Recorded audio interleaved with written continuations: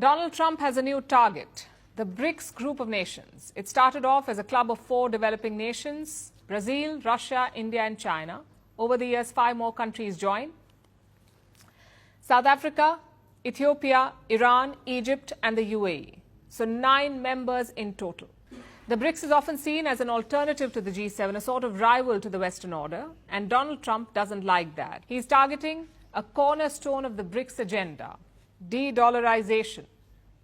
The idea is to reduce trade in US dollars and instead use local currencies. That is de-dollarization. Local currencies like the Indian rupee or the Russian ruble or the Chinese yuan.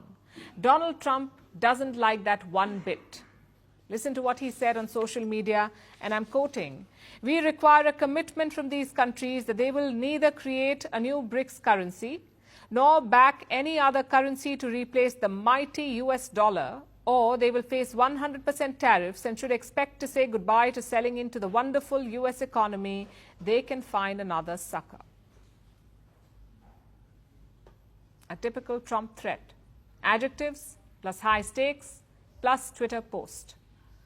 But what's his plan here?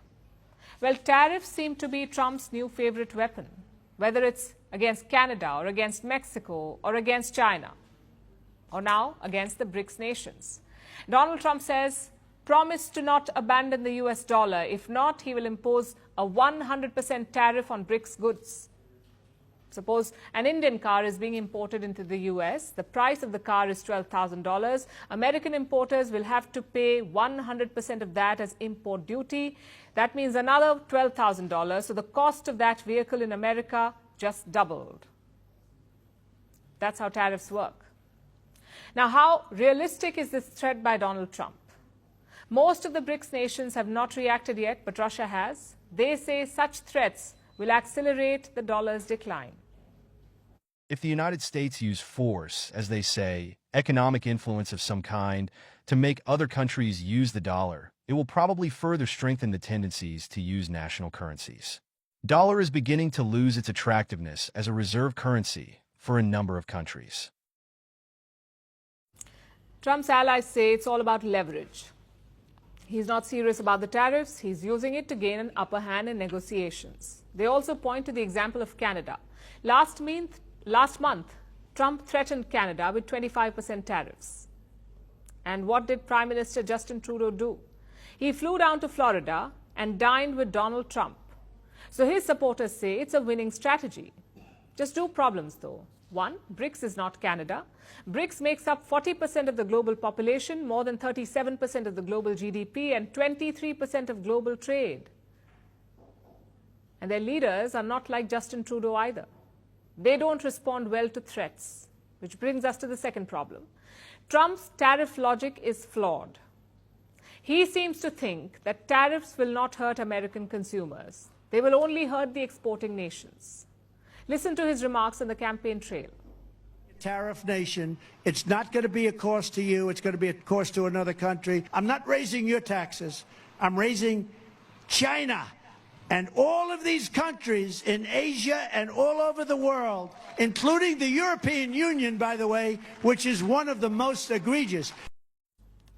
Yes, tariffs will hurt exporting nations, but they will also hurt American consumers, because they will have to pay more for the same goods, which is why this 100% threat is all bluster.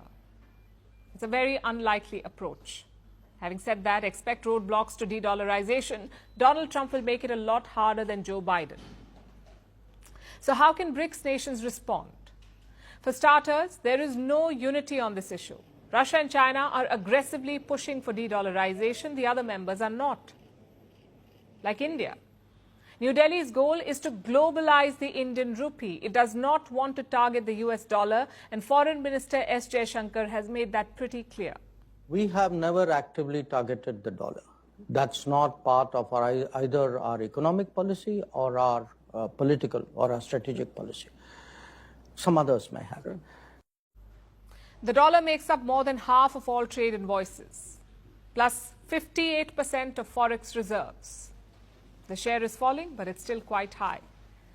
It would take decades to overhaul this dollar dominance, and that is assuming that all BRICS nations are on board, which they're clearly not at this point. So Trump's best bet is to work with like-minded nations. Many countries dislike how America weaponizes its dollar dominance, like cutting countries off from payment systems or freezing their dollar reserves.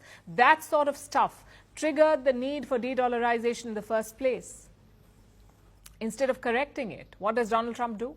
Threaten more economic coercion. In that context, Russia's warning does make sense. Right now, there is no global consensus on de-dollarization. Donald Trump's bravado might end up creating it.